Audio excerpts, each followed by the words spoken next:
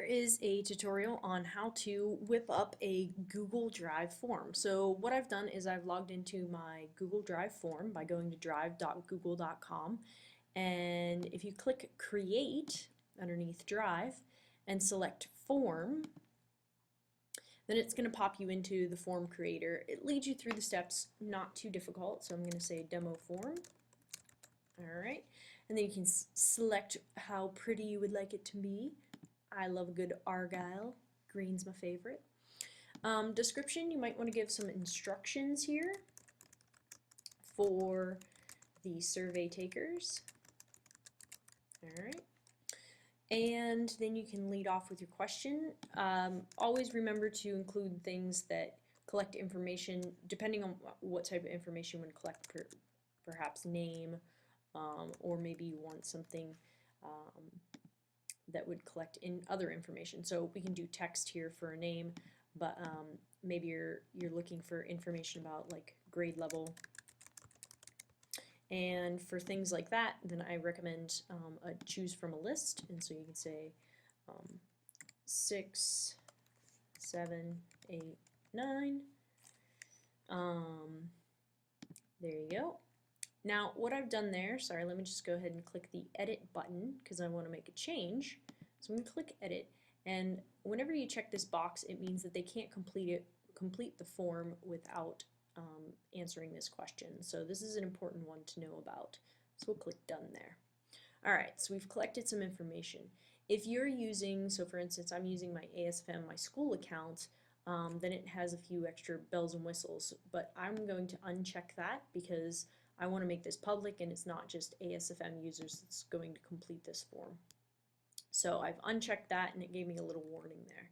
I'm going to continue to add, so if I want to add maybe something that is a open-ended long text collection, I'm not going to say text because as you can see above it gives you a very small area to work with. Instead I'm going to say paragraph text, and here it has a longer answer.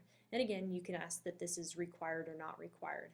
I'm not going to check this box because I want to show you the difference between how you can tell if it's required or not. So this one we're not making required. We're going to click done, and you'll see here, oops-a-daisy, let me go ahead and edit that again. I forgot to put a question, so please answer this question. And so now I'll click done. And so here's the question, there's the text box, and that can expand as they answer.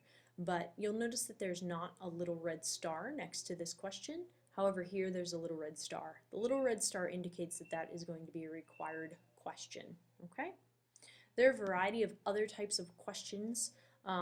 Some that are a little more difficult to figure out are the scale and the grid.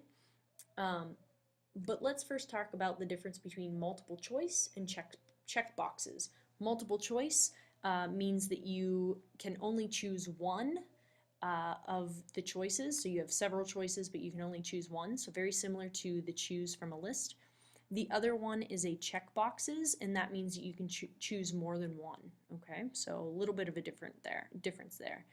Scale, you can actually rank things. So this one you can rank from 1 to 5. And so, how much do you like the color green? Alright, question, and then so then there's the scale, not at all, my fave. Alright, and so of course that's going to be a required question, and so here you can see how the person can choose. Now that's a little bit different from the grid question, and the grid question, this is a grid. The grid question, you can set the rows, and then you can also set the columns. So rows are going to be going across, and then columns are however many columns you might have. So for instance, if I wanted to rate my favorite question type, so grid, oops, what else? Choose from a list.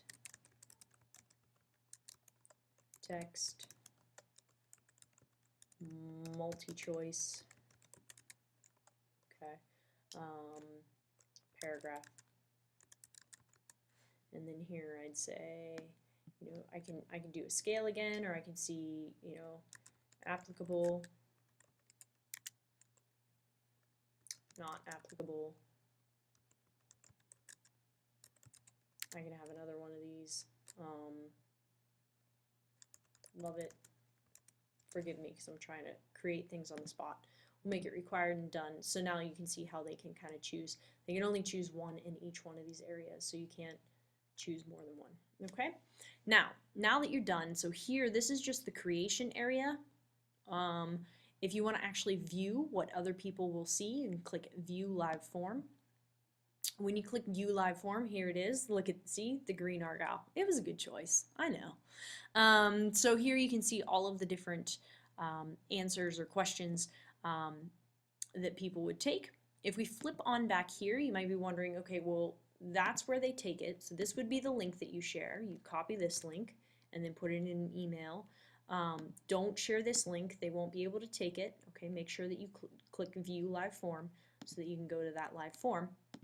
But you want to see the responses. So you have to choose a response destination, pretty simple, and then I just go ahead and click Create, and it creates a spreadsheet for you. So then what it does is pretty soon here we'll be able to click to review responses. Well, we haven't taken it yet, so let's go ahead out here. I'll type in my name, choose a grade level, and yep, and then we'll, totally my fave, hey, and just knock this out real quick. Bink, and then I'll click Submit. So then I'm going to swap back over here, and I'm going to click View Responses. Da, da, da, da. So here you have it. It tells me a timestamp, but here's the coolest feature. You click on Form and Show Summary of Responses, and here it will show you, so this one, remember grade level was a drop-down menu, and so this one it gives you a pie chart. Multiple choice, remember it's kind of similar, you could have done multiple choice here, and I think it gives you a bar graph, but you might want to play with those features. And then here, this was the ranking scale, and then this was the grid. So it gives you, it graphs it out for you, it gives you information, tells you when people were responding. So that is in a quick 7-minute video how you can set up forms. All right, hope you found it helpful.